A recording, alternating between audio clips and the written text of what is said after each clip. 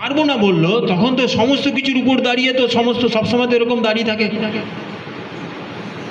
যারা ফরিস্তা আছে, যারা ঈশ্বর আছে, আল্লাহ বলুন, সমস্ত কিছু হাতটা এরকমভাবে থাকে না, যা বলবেন যা চাইবেন তাই তো।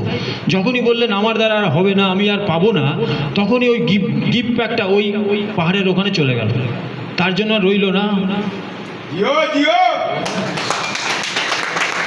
তা আমাদের কি করতে হয়, যখন একবার কমিটমেন্ট করেছেন, একবার যখন স্বপ্ন ভিতরে ঢুকিয়েছেন, যার জন্য লড়াইতে নেমেছেন, যে জন্য রাস্তায় এসেছেন, রাস্তায় বন্ধু অনেক অনেক বাধা পাবেন, অনেক অনেক অবস্ট্রাগল পাবেন, কিন্তু আপনি শুরু থেকে মাইন্ড সেট আপ যদি করে নেন যে রাস্তায় যাই হোক না কেন আমি ছাড়বো না, যেটার জন্য ঘর থেকে বেরিয়েছি সেটা যতক্ষণ না আসছে আমার হাতে আমি ঘরে ফিরবো না।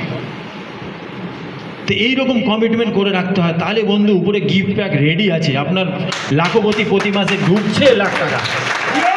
বিশ্বাস এতটুকু বিশ্বাস যেন নড়ে না। ওয়েলকাম স্যার, মহাগুরু এসেছেন।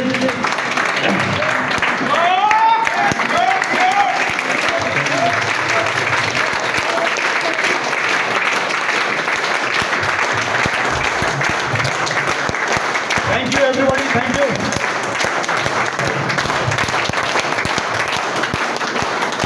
Thank you যোগেন্দ্রজি, আপনারই প্র্যাকটিস আজকে দেখতে পাচ্ছি। Thank you. বসুন, আমি একটু বলবো, কন্টিনিউ করবো, ভালো লাগছে। আমারও একটু সৌভাগ্য হয় আমার মহাগুরুর সামনে কিছু বলতে পারি, একটু ভয়টা তো কাটাতে হবে, আমাকে তো কাটাতে হবে। একদিন আমাদের যে সবার প্রিয়, যার জন্য এত সুন্দর সুযোগ, এত সুন্দর দিন আমরা দেখতে পাচ্ছি, ডক্টর সাগর যোশী, উনি সামনে বসে থাকবেন, তখন কিছু আমাকে তো বলতে হবে, তার জন্য প্র্যাকটিস করতে হবে না। আজকে মহাগুরুকে দিয়ে আমি শুরু করলাম যে কিছু বলি, তাহলে একটু করে ভয়টা কাটবে। হ্যাঁ, তাই যেটা বললাম যে এতটুকু বিন্দু মাত্র আমাদের যেন বিলিভ লেভেলটা না কমে, তাই না? হবে তো? এটা মানবো তো, এটা তো জানি সবাই, এই মিটিংটা এটা অনেকবার বলেছে অনেকজন ডায়াস থেকে, কিন্তু মানছি না তো, মানবো তো? আজকে থেকে মানবো তো, কিছু পার্ট আমরা মানবো তো জীবনে। আজকের টপিক কি ছিল? আজকে যে টপিক, এই যে 52টা সপ্তাহ টপিক কে করেছেন জানেন? আমারই স্যার মহাগুরু বলেছেন, রাজা স্যার করেছেন, ওনারই দেওয়া, কিন্তু প্রত্যেক সপ্তাহে টপিক চেঞ্জ হবে। আর এটা কাদের জন্য? নতুন লোকেদের জন্য নয়, যারা আমরা জয়েনিং করে ফেলেছি, যাদের আমাদের একটা গোল সেটিং হয়ে গেছে, যারা আমরা জীবনে কিছু করতে চাই না, আমরা লিডারশিপ দিতে চাই, আমাদের নামটা ইতিহাসে যেন থাকে, আমরা অ্যাজ এ বীজ হিসেবে কাজ করছি।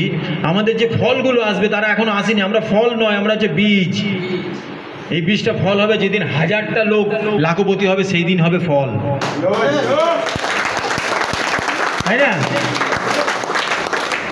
সেই রকম গোল সেটিং এর যে আজকে টপিক আছে, আমি কিন্তু ওই টপিকের একটু টাচ করি, তাও তো বলতে হয়। গোল আমাদের কি করে জানেন? গোল আমাদের জীবনটা, মানে গোল নেই, গোল একদমই নেই। কাদের বলুন তো, তাদের কি বলা হয়? গোল কিন্তু সবার আছে, কারোর ছোট গোল, কারোর বড় গোল, কারোর নিজের জন্য, কারোর দশের জন্য, কারোর দেশের জন্য, গোল সবার আছে। একটা রিক্সাওয়ালারও গোল আছে, সেও সাকসেসফুল লোক।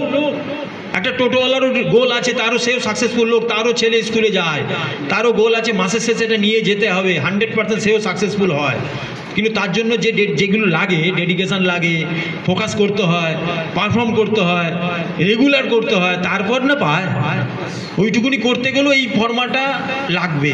এই ফর্মাটা আমাদেরও কিন্তু অ্যাপ্লাই করতে হবে, আমাদের ওই ফর্মাটেই ফেলতে হবে, একই ফর্মা আছে। বেসিক কনসিকুয়েন্সটা আমাদের কনস্ট্যান্টলি আমাদের অ্যাপ্লাই করতে হবে, বেসিক কনসিকুয়েন্স। ওকে, তো গোল সেটিং কি হয়? গোল কাদের নেই আমি বললাম? গোল সবার আছে, কিন্তু একটা শ্রেণীর মানুষের নেই, জানেন? তাদেরকে আমরা কি বলি বলুন তো? কি বলি? পাগল বলি, পাগল। ভবঘুরে বলি, ভবঘুরের কোনো গোল নেই। কোথায় যাচ্ছে সে নিজেই জানে না, কি জন্য বসে আছে তার কোনো অ্যান্সার নেই। হঠাৎ করে যে কোনো ট্রেনে উঠে পড়বে, হঠাৎ করে যে কোনো বাসে উঠে পড়বে, ঠিক কি না? একটা শ্রেণীর আছে। তাহলে আমরা তো আমাদের তো গোল আছেই, কিন্তু ছোট গোল আছে, আমরা ভাবতে পারছি না। আমরা অন্যজনকে দেখে ভাবছি, আমরা নিজের পরিস্থিতির কথা ভাবছি না। অন্যজন এগিয়ে গেছে, তাহলে আমিও এগিয়ে যাব, আমি গোল সেট করে ফেললাম। হবে না। আপনি নিজের কথা ভাবুন যে আপনার কি দরকার নেই।